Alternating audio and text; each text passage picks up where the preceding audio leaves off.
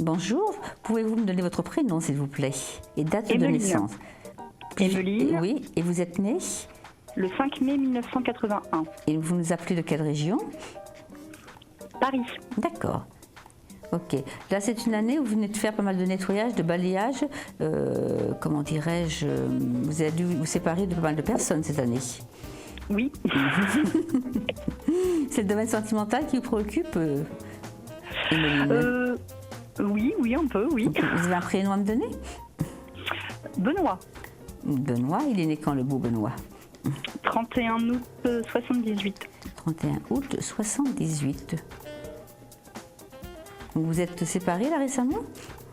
Non, pas du tout. Enfin, je me suis séparée du papa de mes enfants il y a 4 ans. Et c'est quelqu'un que j'ai rencontré en revanche après le père de mes enfants. Ah, voilà. D'accord, vous avez 2 enfants, c'est ça? Oui. D'accord, c'est exact. Lui, il n'en a pas pour l'instant.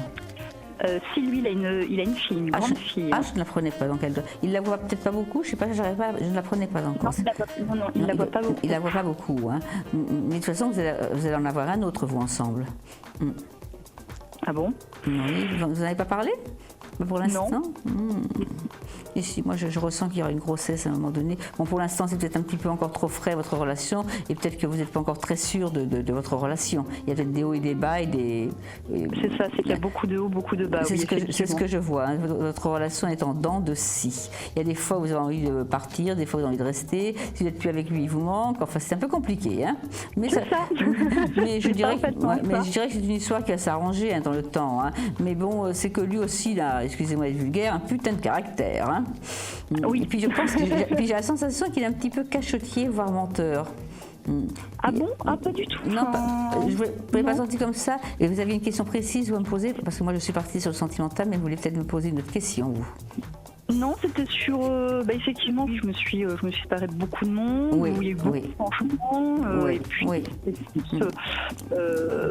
un peu l'avenir, bon, on va dire l'avenir entre guillemets, les choix ont été positifs, il y a surtout le côté sentimental.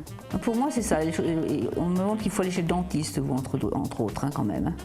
Un petit souci, souci en haut à gauche. J'ai eu un dentaire avant de partir en vacances et je vois mon dentiste la semaine prochaine, effectivement. C'est ce que je ressentais, ça se voyait. Mais non, comme vous dites, vous avez fait des très bons choix, des très bonnes séparations, parce qu'il le fallait, parce que vous étiez entouré de gens intéressés et non intéressants.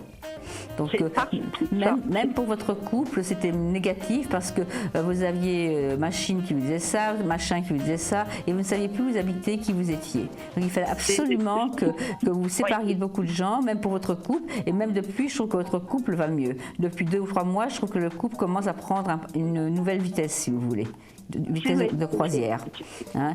Et pour moi, elle va continuer. Hein. Par contre, pour votre mari, il y a aussi son travail qui est le souci, apparemment. Excusez-moi? Votre compagnon, il y a son travail qui lui pose aussi quelques soucis, apparemment.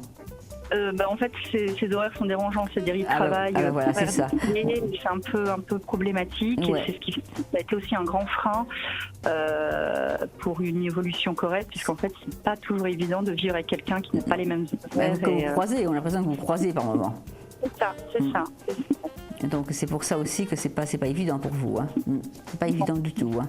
Mais bon, le couple continue. Hein. Il n'y a pas de séparation. En tous les cas, moi, sur les années qui viennent, je vois au contraire une belle évolution. Et même si au jour d'aujourd'hui, c'est pas un sujet d'actualité vu l'état du couple, mais pour moi, il y a quand même une notion d'enfant qui est en préparation. D'accord. Pas tout de suite, effectivement, mais je pense que dans les 2 ans qui viennent, vous le ferez. Vous êtes encore très jeune, hein, donc il n'y a pas de raison. Et puis comme lui, il voit pas beaucoup sa fille, c'est quand même, ça le dérange aussi quelque part. On a l'impression qu'elle est loin de lui. Non, elle habite près de chez lui. Parce que nous vivons ensemble, donc le grand projet, effectivement, c'est d'essayer de peut-être vivre ensemble. Oui. Mais au vu de ses horaires décalés et de son emploi du temps, c'est vrai qu'il ne peut la voir que par week-end. Quand il travaille, il ne peut pas du tout. C'est pour ça que je la sentais loin. C'est pas forcément la distance géographique, mais la distance, le rapport père et fille. Voilà. Hein, d'accord? Oui. Donc nous arrivons là à la fin de la consultation.